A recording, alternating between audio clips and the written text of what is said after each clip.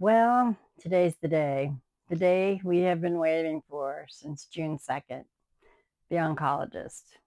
No more guessing or wondering. Everything is going to be laid out on the table. We will find out the actual label of what Mike's condition is, and we will also hear the difficult treatment that lie ahead.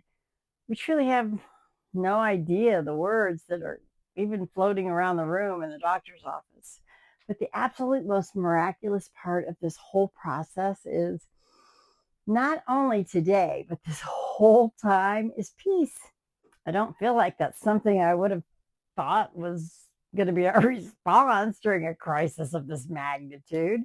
But that is exactly where we are both at.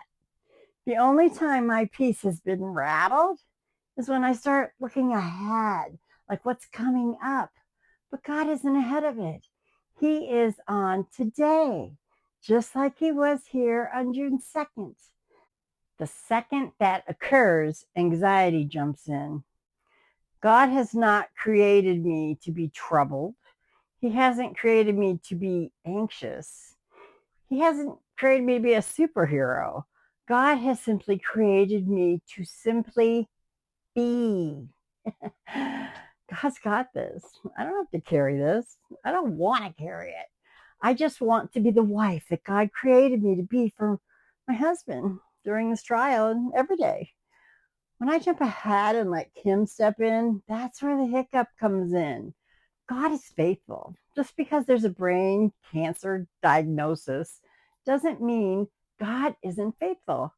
Just because this particular season is uncharted and painful, God hasn't missed a single beat in providing everything we need from doctors, insurance, meals, encouragement, prayers galore every step of the way.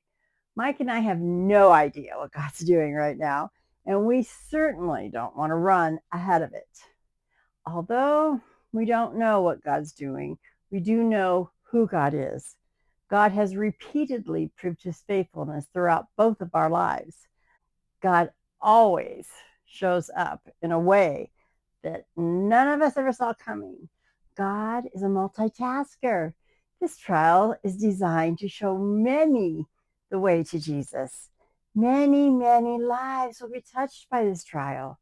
We are God's hands and feet, and we don't get to dictate how he chooses to answer our prayers and show himself to so many through encouragement, heartbreak, reality of immortality, and salvation for those who have not yet believed.